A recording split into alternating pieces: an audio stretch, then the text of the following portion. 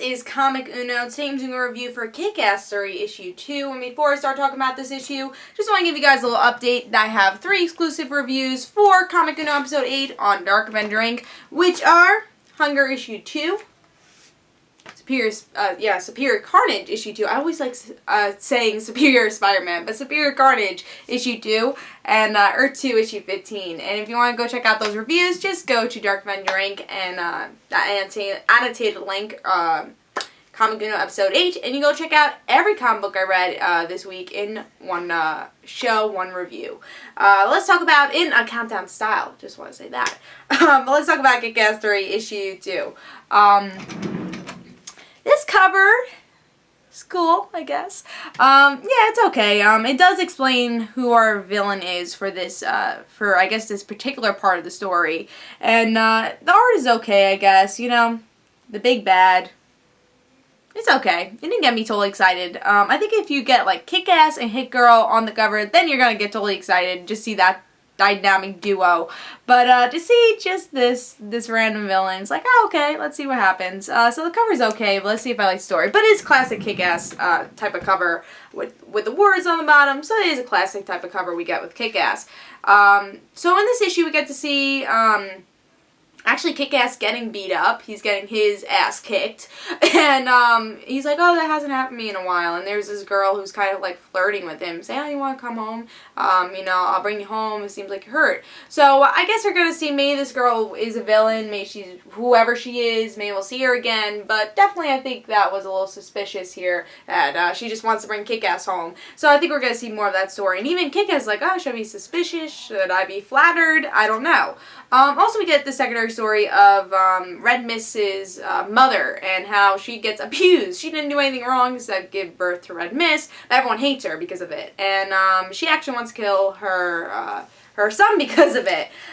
So we get to see she's actually going to bring a gun to the hospital or prison hospital where because Red Mist's uncle gets Red Mist off the hook that he could just go out scot-free after killing dozens of people. He could just go and do whatever he wants. So the mother wants to kill his son, but actually someone's actually going to do it for him, and that's the Connell's brother, who's also a superhero member.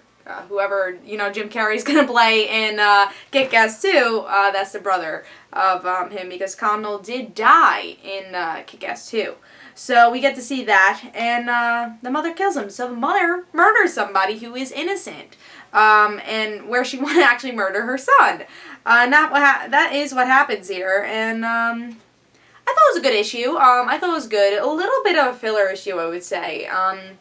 The ending definitely wasn't a filler. I like that we're learning more about a character we really don't know much about. You know, I guess reference here and there, but we don't know much about Red Mist's mother. How's she dealing with all this? The family of Red Mist.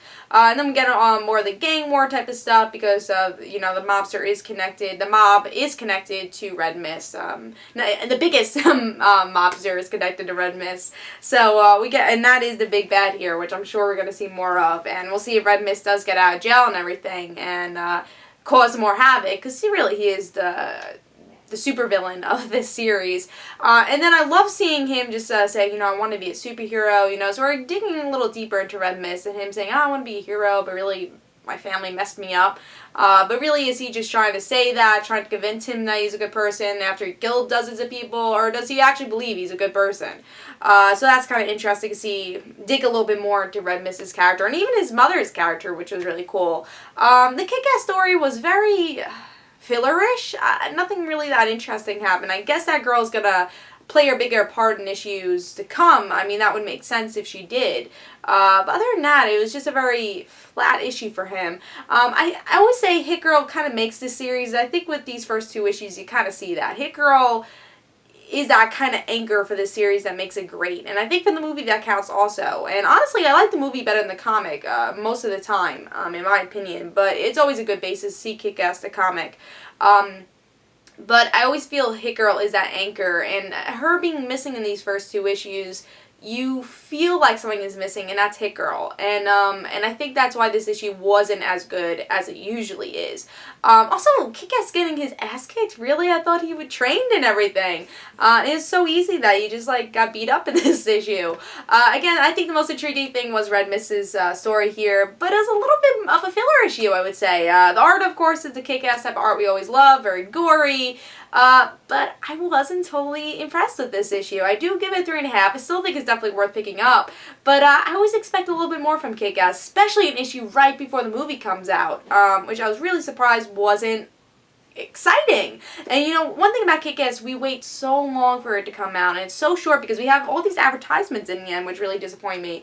Pages and pages and pages of advertisement, and the story is so short because of it, and we wait so long for the next issue. It's always delayed, so that's always something that's disappointing with Kick-Ass also. So that also affects my grade a little, honestly. So I do give it a 3.5. Still a good issue, just missing Hit Girl, you know. She is the anchor to the story, and I think it would feel a little less filler, honestly. So a little fillerish, but I do give it a 3.5. Kind of disappointed with the issue the week before Kick-Ass 2 comes out. It should have been a little bit more bigger. I hope you guys enjoyed. This is Comic Uno, and guys, don't forget to follow me on Twitter for Comic Uno and the Random Situations. I do say to pick this up, and I give it a 3.5. Bye, guys.